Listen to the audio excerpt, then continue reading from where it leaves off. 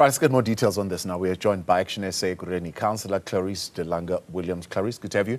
Thank you very much for coming on. As far as I can tell, this is a public-private partnership initiative between the city of Ekurhuleni and AfriSam. The houses were handed over at the time the mayor was Mayor Ngodwana, who would have toppled a DA mayor via a coalition with the ANC and the EFF. Now, help me understand the inception of the project. Who initiated the project?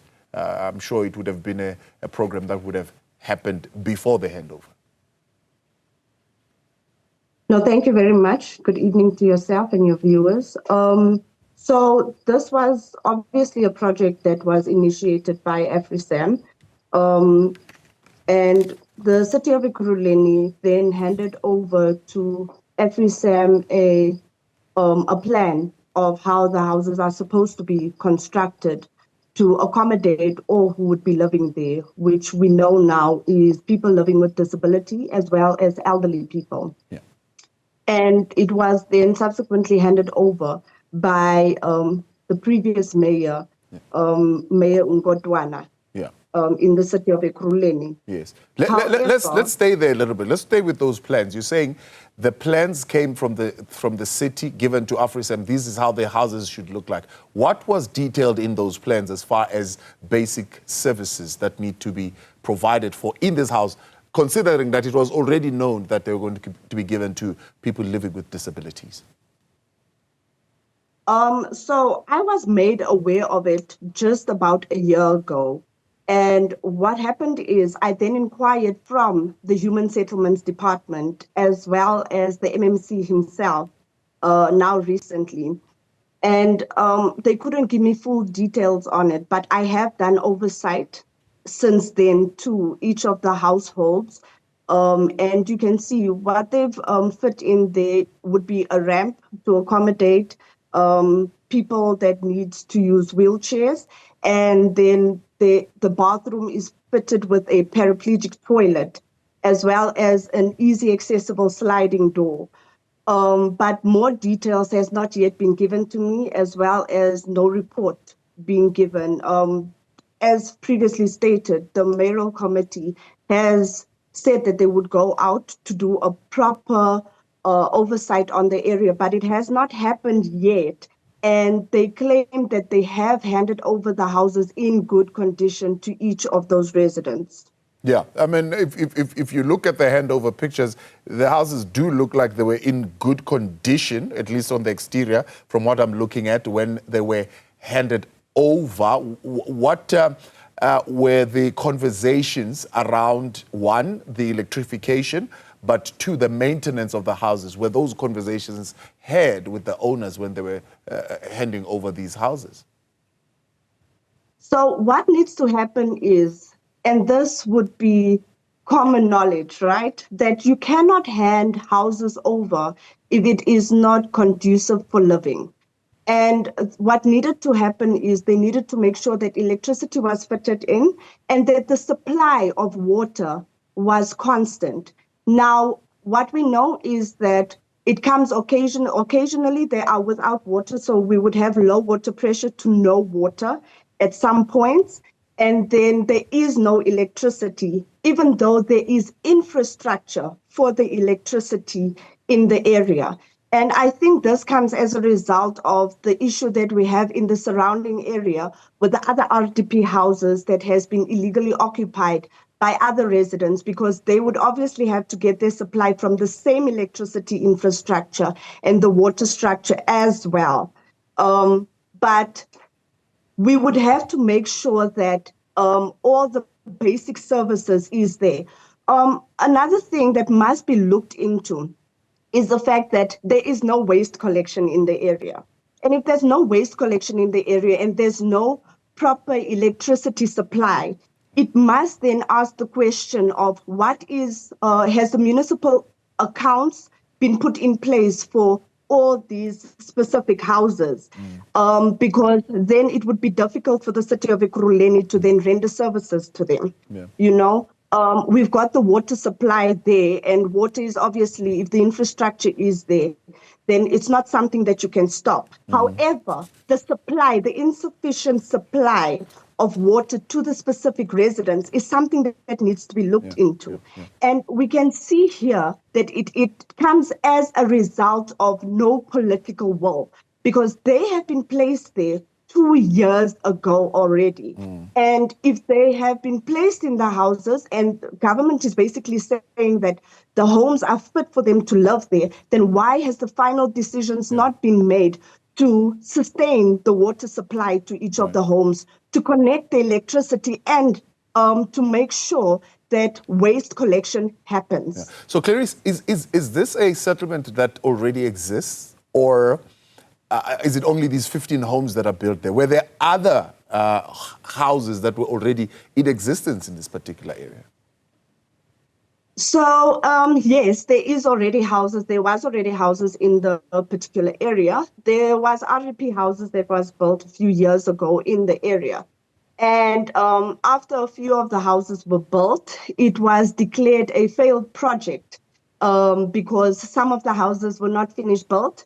It seems that the project was declared a failed project because of the sewer system connection to the main line.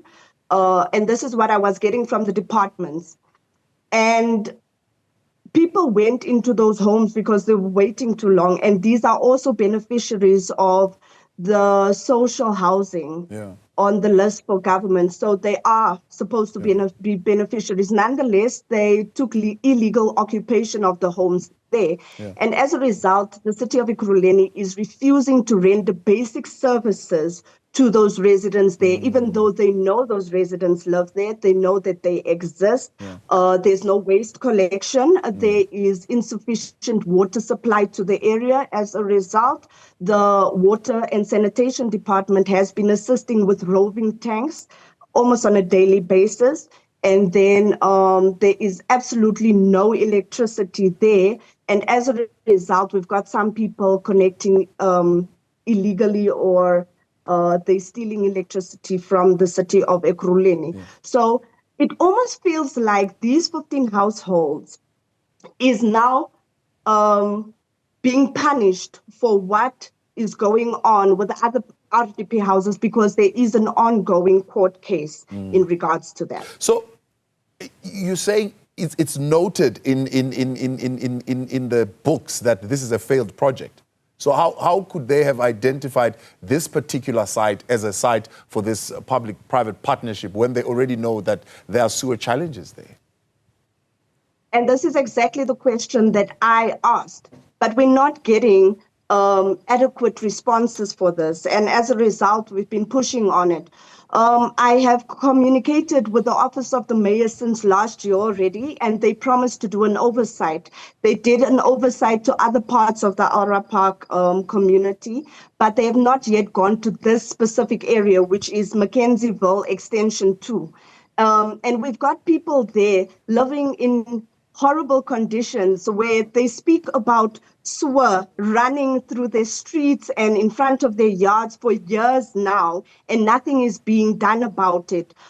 They have resorted to dumping at illegal dumping sites because there's absolutely no waste collection, which is an infringement, of their basic human rights, because basic services are not being rendered to them. And on top of that, there is nothing being looked at to ultimately resolve this issue.